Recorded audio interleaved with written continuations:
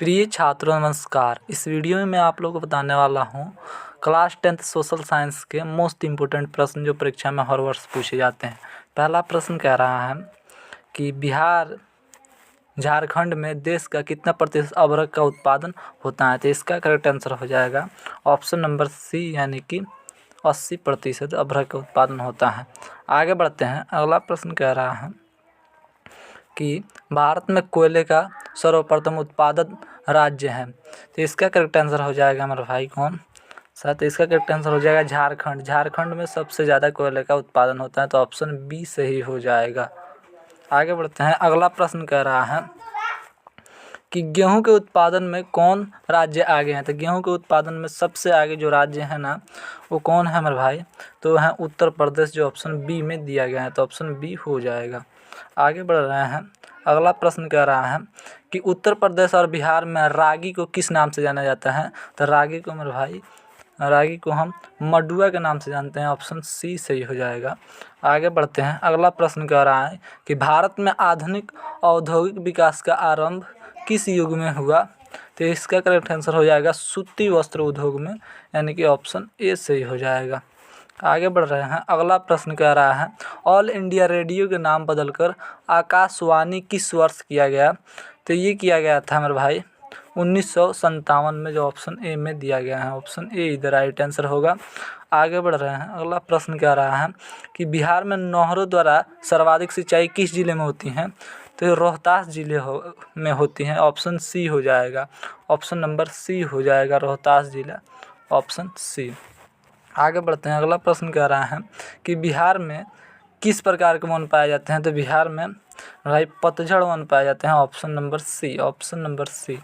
आगे बढ़ते हैं। अगला प्रश्न कह रहा है कि छोटी महीन एवं खंडित रेखाओं को ढाल की दिशा में खींचकर उच्चता प्रदर्शन की विधि को क्या कहा जाता है। तो इसको मेरे भाई कहा जाता है कि हैस्यूर, जो ऑप्शन सी में दिया गया है, ऑप्शन नंबर सी सही हो जाएगा। आगे बढ़ते हैं। अगला प्रश्न है समोच्च रेखा द्वारा क्या प्रस्तुत किया जाता है। तो समोच्च रेखा द्वारा उच्चावच प्रदर्शन किया जाता है, जो ऑप्शन बी में दिया गया है, ऑप्शन नंबर बी हो जाएगा। आगे बढ़ते हैं। अगला प्रश्न है कि रक्त एवं लौह की नीति का अवलंबन किसने किया। तो इसका करेक्ट आंसर हो जाएगा Bismarck, option number C, option number C. अगला प्रश्न है कि यूनान को एक स्वतंत्र राष्ट्र घोषित किया गया था, कब किया गया था। तो 1832 ईस्वी में किया गया था, जो ऑप्शन बी में दिया गया है, ऑप्शन नंबर बी। अगला देखते हैं। लाल सेना का गठन किसने किया था। तो लाल सेना का गठन किया था मेरे भाई टास टर्की ने, option number C, option number C, टास टर्की ने किया था। उसके बाद है अंकोर वाट का मंदिर कहाँ स्थित था। तो अंकोर वाट का मंदिर कंबोडिया में स्थित था, option number D, option number D. अगला प्रश्न है यानी 15 नंबर, जिनेवा समझौता कब हुआ। तो जिनेवा समझौता 1954 में हुआ था, ऑप्शन नंबर ए सही हो जाएगा। अगला प्रश्न है कि वियतनाम का एकीकरण कब पूर्ण हुआ, ये पूछा जा रहा है हमसे। तो 1875, ऑप्शन नंबर डी हो जाएगा, ऑप्शन नंबर डी हो जाएगा, 1875। अगला प्रश्न है कि 10 घंटे का आंदोलन कहाँ चला था। ये भी बहुत महत्वपूर्ण प्रश्न है। 10 घंटे का आंदोलन मेरे भाई चला था इंग्लैंड में, ऑप्शन नंबर ए, इंग्लैंड में चला था। अगला प्रश्न है गांधी जी ने असहयोग आंदोलन की शुरुआत कब किया।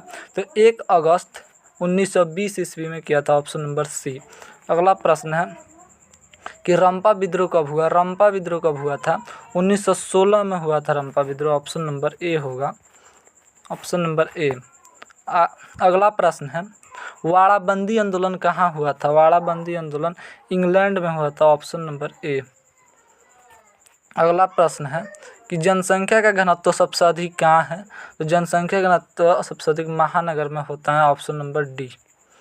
अगला प्रश्न है कि आलू अकाल किस देश में हुआ था। आलू अकाल मेरे भाई, आलू अकाल जो हुआ था ना, वो आयरलैंड में हुआ था, ऑप्शन नंबर बी।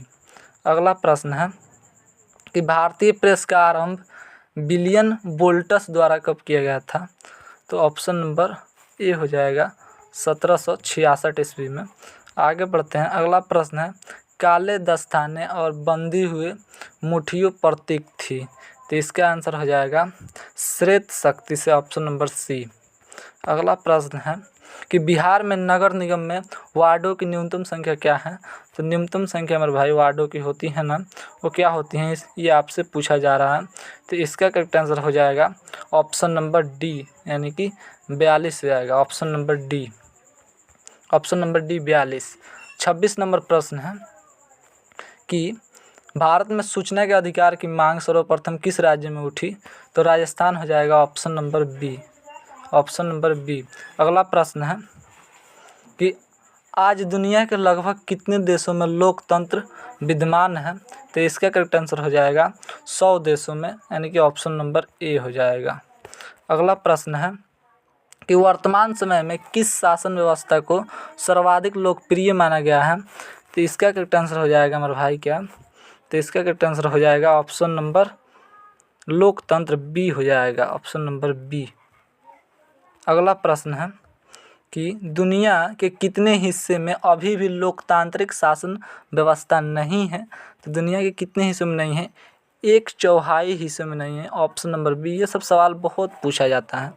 अगला प्रश्न है कि प्रत्यक्ष लोकतंत्र स्थापित करने वाले देश स्विट्जरलैंड में महिलाओं को मताधिकार मिला था, कब मिला था। तो 1971 में, ऑप्शन नंबर सी हो जाएगा, 1971 में, ऑप्शन नंबर सी। अगला प्रश्न है कि इनमें से कौन से देश में समाजवाद अर्थव्यवस्था है। तो इसका करेक्ट आंसर हो जाएगा रूस में समाजवाद अर्थव्यवस्था है। अगला प्रश्न है कि भारत में वित्तीय वर्ष कहा जाता है। यह सवाल बहुत ज़्यादा पूछा जाता है। तो इसका करेक्ट आंसर हो जाएगा 1 अप्रैल से 31 मार्च, 1 अप्रैल से 31 मार्च, ऑप्शन नंबर सी।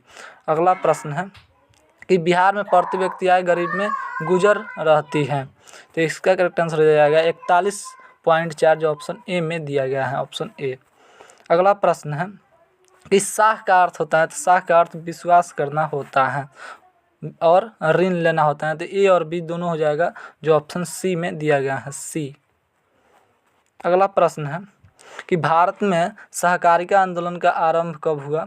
तो इसका करेक्ट आंसर हो जाएगा ऑप्शन नंबर ए, जो 1904 में हुआ था।